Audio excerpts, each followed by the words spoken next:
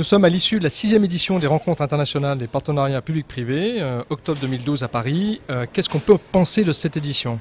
Cette édition, elle était sous le signe du changement de gouvernement et donc des interrogations et des inquiétudes pour la suite du PPP en France, très clairement.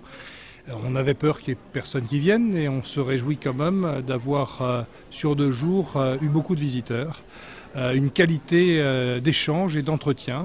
Je me réjouis aussi qu'à la conférence plénière, on ait eu le président d'Europe Écologie Les Verts à l'Assemblée nationale, François de Rugy, puis Razi Hammadi, qui sont venus apporter contradiction et intérêt à cet outil de la commande publique. Comme certains ont dit, lorsqu'on parle de biodiversité, il y a diversité. La diversité du mode de la commande publique doit être sain.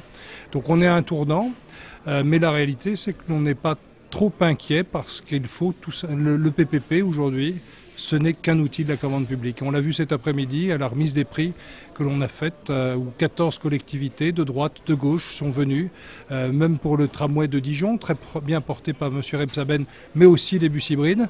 Et si j'ai bien compris de ce qu'il nous a dit, le vice-président de la communauté d'agglomération, c'est un communiste qui est venu, et en disant, bah oui, c'est pas ma tasse de thé, le PPP, mais il faut convenir que ça a bien marché à Dijon, donc pourquoi pas utiliser ce genre d'outil. Et c'est le message qu'on veut faire passer. C'est un outil parmi d'autres. Il ne faut pas en avoir peur. Le terme a de temps en temps été galvaudé et il faut redémarrer sereinement.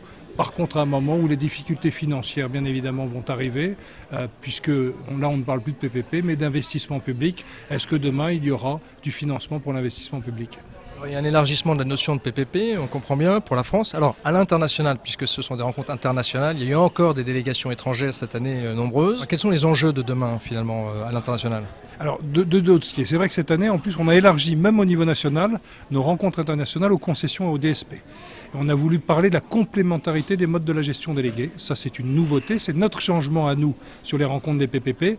À l'international, on a de plus en plus de délégations qui sont présentes. Nous avons eu le ministre du Commerce de la Côte d'Ivoire, l'ancien ministre des Finances du Maroc.